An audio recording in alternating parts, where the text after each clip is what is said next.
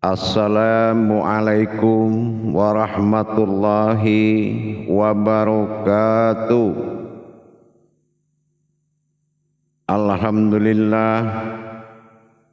Alhamdulillahi rabbil alamin.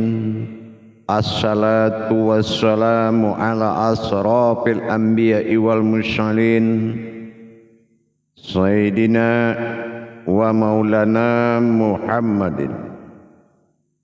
Ashhadu an la ilaha illallahul malikul haqqul mubin wa ashhadu anna Muhammadan abduhu wa rasuluhu was-sadiqul wa'dal amin.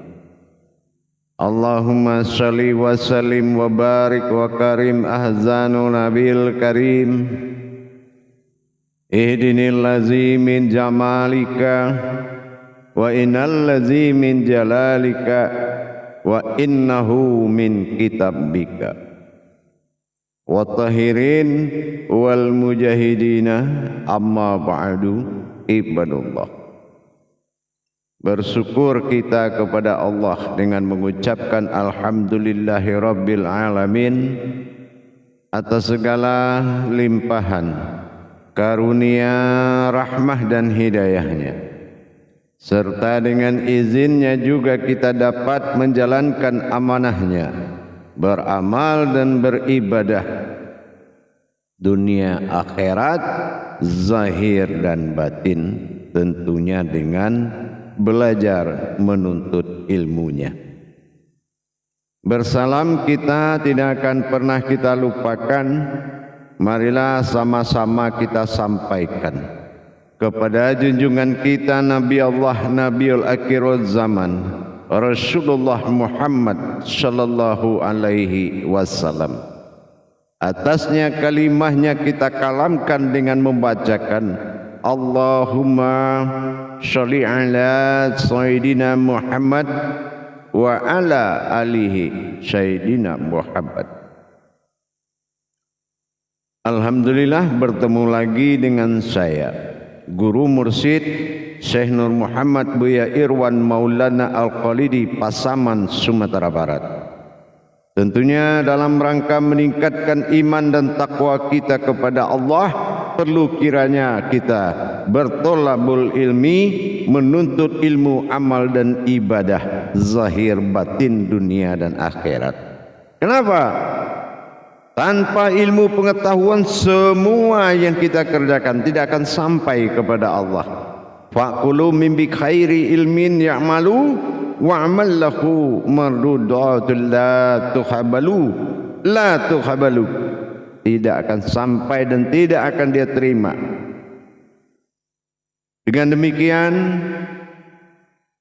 marilah sama-sama kita berbagi wawasan dan ilmu pengetahuan, semoga bermanfaat buat kita bersama.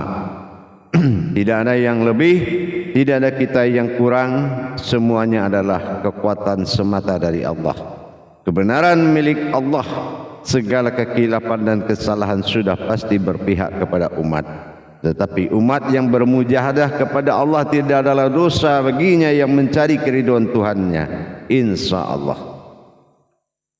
Pada waktu dan kesempatan yang sangat kita muliakan ini, para jemaah kaum muslimin dan muslimat dimanapun berada, rahimakumullah, berbicara tentang perjuangan kepada Allah, memperjuangkan diri kepada Allah, atau kita sebut dengan mujahadah. Mujahadah itu berawal dari riyadhah, yaitu melatih diri, menghindari dari kefasikan, kemunafikan dan kefanatikan. Ini adalah dengan berriyadhah, dengan berlatih, dilatih. Karena riyadhah ini ada jalurnya. Riyadhah ini jalur mursyid. Jadi kalau guru kita tidak mursyid, kita tidak boleh berriyadhah atau latihan atau melatih, karena itu akan dilihat seperti mempermainkan. Karena semua sudah ada fikihnya, sudah ada ketentuan fikih. Jadi tidak boleh mempermainkan atau melatih suatu ilmu ibadah tanpa bimbingan seorang mursyid. Ini sering kita temui. Kadang-kala tidak penting gurunya siapa, yang penting ilmunya dapat dan dia coba sendiri dalam keabitannya. Dia coba sendiri. Nah, ini akhirnya apa? Tidak akan pernah terwujud apa yang dihijabkan, apa yang ingin dihijabkan di dalam melatih tadi. Kenapa? Yang diizinkan oleh Allah dalam masa riyadah mujahadah sampai pada masa mahabbah, sampai masa mukasyafah, mukabalah, itu semua di jalur mursyid. Jadi kalau kita mengamalkan ilmu yang berhubungan dengan ruhaniyah menuju wujudnya Allah dengan perjalanan rohani, harus memiliki mursyid. Hal-hal yang harus kita tahu, mursyid ini mukharabatal amarifatun. Jadi mursyid ini menjaga perjalanan ma'rifat dan menyampaikan ma'rifat kepada Allah. Jadi bukan hanya kita ambil ilmunya kita kerjakan sendiri, itu apalagi dia tidak mursyid. Nah, jadi kalau itu kita harus paham sekali ya, harus betul-betul mengerti. Jadi jangan nanti habis usianya untuk mengamalkan hal yang mubazir, yang dibatilkan oleh Allah. Menyampaikan pertama nih ya, mukharabatun al-marifatun, ini betul-betul menjaga ma'rifat, mengawasi ma'rifat muridnya atau saliknya. Yang kedua, mursyid ini harus melaksanakan suatu iktikaf terhadap ruhani muridnya. Nah, ini juga harus kita paham. Kalau dia tidak pernah beriktikaf terhadap ruhani muridnya kepada Allah, ini akan membuat perjalanan kemampuan jemaahnya ini akan di bawah kodrat ilmu yang diamalkan. Nah, ini juga wajib diketahui. Jadi bukan kita ingin mengambil suatu pemahaman tetapi tidak di bawah ikatan ruhaniyah antara salik dengan mursyid. Salik dengan mursyid adalah suatu ikatan ruhaniyah yang berjanji di hadapan Allah. Surat Al-Fat ayat 10. Sungguh dia berjanji di depan Allah. Kenapa? Mursyid ini pajangan Allah. Apapun yang engkau ucap dan engkau salamkan di atas ucapanmu, di atas telapak tanganmu yang bersalam, itu adalah tanganku, kata Allah. Perhatikan Al-Fat ayat 10. Jadi bukan kita di mana asal dapat kajian ma'rifat tiba-tiba sudah belajar lagi di sana. Belum lagi ke pelajaran ilmu ma'rifat ini larabaniyah fil Islam. Belajar ke mursyid tentang ma'rifat itu tidak boleh ada perantara kebendaan apapun kecuali tasbih. Tasbih ini kena ada 8118 di telapak tanganmu menandakan perwakilan zahir dan batinnya Allah.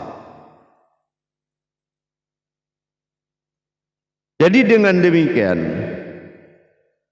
kita wajib mengenal jalur-jalur fa'alam annahu, ya, pengenalan keakuan Allah. Nah, yang kedua, la'duni ilma, pengetahuan hakikat ilmu itu turunnya dari mana, wajib kita harus ketahui. Bukan jalurnya jatuh ke dalam ilmu pemakoman dari akidah, dari iman. Tidak ada tauhid masuk dulu dia ke dalam iman, tetapi tauhid itu yang menggerakkan iman. Makanya ada kemampuan. Nah, jadi kita lihat jalurnya dulu. Nah, kita lihat lagi dengan gurunya. Apakah guru ini sudah kata Rasul salatul mikhrabi mu'min? Apakah salat gurunya sudah bisa mikhrab dalam salatnya? Bisa dia mikhrab dalam salatnya? Mikhrab dari zahir menuju ruhaninya, mikhrab dari alam berdiri ke alam qalbinya, dari mikhrab dari perbuatan af'al dan fi'ilnya. Semuanya harus kita dengarkan. Bukan kita mendengarkan kelebihan seorang guru bercerita dia dengan kekayaan pengalamannya. Kalau hanya kita duduk bercerita dan mendengar pengalamannya, dia semakin pintar berakal, kita semakin bodoh berakal. Karena berkah Allah tidak ada dalam sebuah hayat seperti itu. Berkah Allah adalah seorang guru yang mampu membedah rohani muridnya untuk dia perjalankan kepada Allah menjadi ruhaninya Allah, yaitu sebuah zat yang hidup. Itu baru benar gurunya. Jangan nanti kita terlena dengan surban, kepingin bersurban, kepingin meninggalkan amal buruk, masuk ke alam cerita. Sudah kita capek meninggalkan segala perbuatan jahat kita, amal-amal buruk kita. Tiba-tiba kita cuma pindah ke alam cerita, yang mana ceritanya tidak mengandung kekuatan dan melahirkan kekuatan dan menjadi yang kuat. Karena guru yang dicari adalah bukan guru yang hebat, tetapi guru yang bisa membuat kita hebat. Bukan guru yang pintar, tetapi guru yang bisa membuat kita pintar. Itu yang kita cari. Dan mencari guru harus diniatkan mencari Allah. Kenapa? Menemui orang bertemu dengan Allah. Mencari Allah tidak mungkin ketemu, tapi pasti ketemu dengan utusannya. Yang keempat, kita harus berniat yang kita cari adalah Amirul Mukmin kita, ahli diri kita, ahli ruhani kita. Hanya ada satu orang di dalam masa hidup kita. Nah, yang keempat, yang kelima, siapa guru itu sebetulnya? Bagaimana kita berniat ke guru itu? Guru itu secara amaliyah saja, dia orang tua ketiga. Yang pertama orang tua kodrat, Adam, Nabi Adam alaihissalam. Yang kedua adalah orang tua amanah, inilah bapak Abaina yang di rumah. Yang ketiga orang tua ruhani, inilah Abu Nayya, itu orang tua rohani. Nah itu, jadi itu yang dikatakan Amirul Mukmin. Ya, itu yang kita katakan dengan Amirul Mukmin. Jadi jamaah para hadirin dan hadirat, kaum muslimin dan muslimat, Islam bukan agama sembahan. Saya sudah ingatkan berapa kali, Islam adalah perjalanan diri seseorang kepada Allah, disebut dengan din. Din berasal dari kalimat huruf hijaiyah, berasal dari hijaiyah atau huruf dal, alif, nun. Dal itu memperjalankan, alif itu adalah rahasia, nun itu adalah hayat atau batin. Ini adalah perjalanan rahasia batinnya Allah. Inilah yang dikatakan dengan an. An itu adalah diri kita, am yang terlihat adalah ruhaniyahnya Allah. Ruhani dikatakan kodratnya, ya. Ruhani itu adalah sebuah wujud zat yang hidup, ya. Dasar kasrohi itu ada. Jadi di situ kita mengatakan itu ruhani. Ruhani ini dikatakan kepada wujud zat tubuhnya, Muhammad awal mula jadi disebut dengan Muhammad Khadim Az-Zali. Nah, inilah wujud yang dipanggil Muhammad Khadim Az-Zali. Jadi dengan demikian kita harus benar-benar melihat, jangan kita masuk dulu baru kita melihat, tapi belajarlah dan rasakan pelajaran ini memang untuk kita atau belum merasakan untuk kita. Inilah prasangka tadi. Prasangka yang dimaksud oleh Allah, aku dalam prasangka umatku itu adalah kedudukan. Apa kedudukan kaji yang didengar itu? Apa kedudukannya menjadi rasa, kedudukan menjadi pandangan, kedudukan menjadi kodrat, dan macam-macam. Dan keabsahannya dan halalnya untuk diamalkan rahasia Allah itu wajib. Itu baiat, pengesahan batin namanya. Ba itu bara'ah, bakah batin. Al itu adalah perbuatan ruhanianya. Jadi ain itu adalah pensaksian. Allah ingin menyaksikan keabsahan batinnya dulu untuk mengamalkan, yaitu diri kita. Gitu. Jadi kita harus kembali mencari wala zidna jahadu fitna lahadihum subulana. Bersungguh-sungguhlah engkau di jalanku, maka ku akan memperlihatkan kepadamu. Ankabut 69. Jadi disinilah kita benar-benar sungguh-sungguh yang dimaksudnya itu ada sidik, ada kebenarannya. Lihat dulu kebenarannya, rasakan dulu bagaimana diri kita butuh apa tidak, fatonahnya. Yang ketiga, lihat amanah. Apakah ilmu ini masih ada dalam pandangan, bisa tetap dalam pandangan? Apa kita termasuk sami'na wa ta'na, patuh dan taat, punya jiwa itu?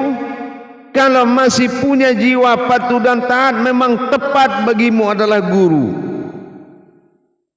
Tapi kalau jiwamu belum sami'na wa ta'na tentang apa ketetapan Allah yang akan disampaikan oleh seorang guru, makanya ini menjadi bukan sebuah syukur nikmat, tapi akan menjadi kufur nikmat. Kenapa? Kamu hanya seorang kontraktor hakikat, pencari ilmu, penguras dan perampas makrifat. Inilah dajjal keiblisan yang diturunkan ke bumi ini yang kita hindarkan. Belum apa-apa pengetahuan tentang Tuhan, sudah menjadikan ketentuan-ketentuan yang berhukum syara. Tidak boleh dengar musik, tidak boleh zaman Nabi ada ini, ada itu, ada ini, ada itu. Memang kamu lahir di zaman apa? Kamu sudah ada sebelum semuanya ada. Kenapa terikat dengan ketentuan-ketentuan nafsiyah itu? Kita harus benar-benar tataan terhadap nafsu jangan menjadi tataan diri. Tataan diri itu adalah Allah, bukan tataan nafsu itu. Tataan nafsu bukan untuk diri, tetapi untuk nafsu itu sendiri. Itu yang dikatakan mutmainah tadi.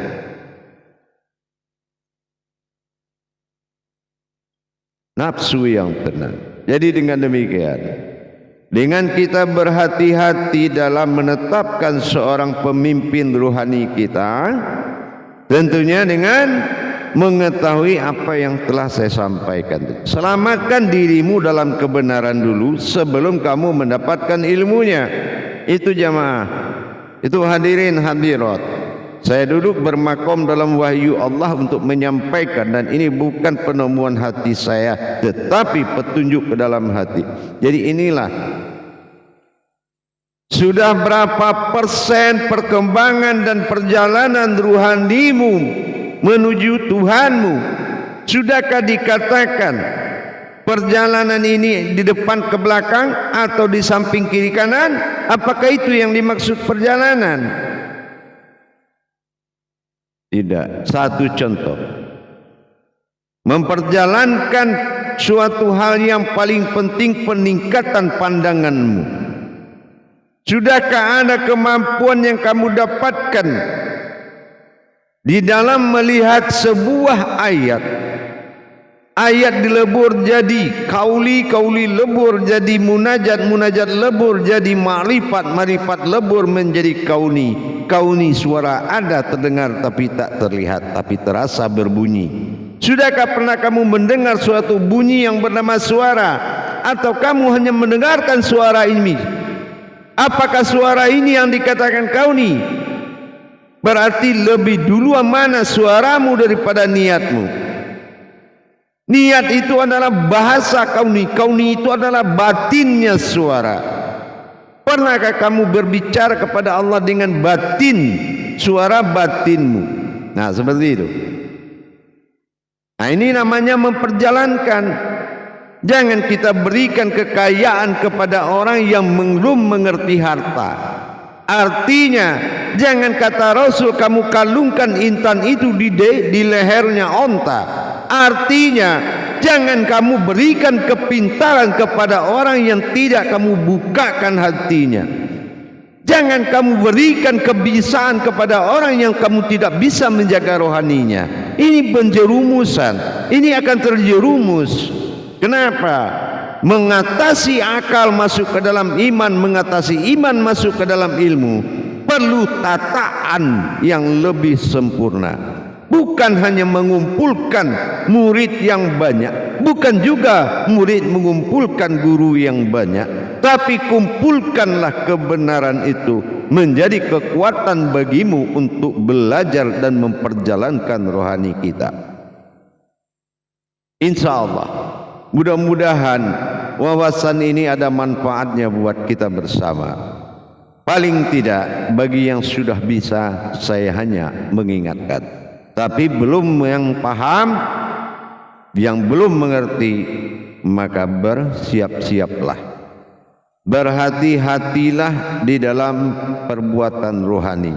Karena dampak dari perbuatan rohani, kamu tidak memiliki daya upaya apapun untuk melawannya. Kalau datangnya kadar buruk murkanya Allah dalam perbuatan kajian-kajian yang menurutmu hanya untuk menghibur dirimu saja, tetapi bukan hiburan, tapi kodrat yang akan menentukan kemana dan di mana kamu.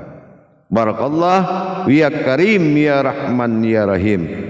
Bagi jamaah para hadirin dimanapun berada yang ingin mendapatkan tuntunan, silakan menghubungi nomor telepon yang ada di layar deskripsi Buya YouTube Buya Pasaman Timur, atau menghubungi nomor saya langsung 0813 98, ingat 0813 9388 7904. Langsung dengan saya.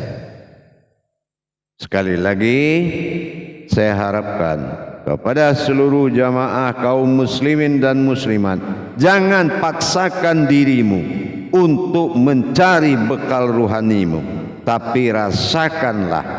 Man lam yazud fa'alam yarib. Rasakan. Orang yang pintar merasakan, dia akan tahu. Ya, jadi hubungi nomor saya 081398337904. Kita akan sama-sama belajar. Barakallahu ya Karim ya Rahman ya Rahim. Akhirul kalam. Wabillahi taufiq wal hidayah. Wassalamualaikum warahmatullahi wabarakatuh.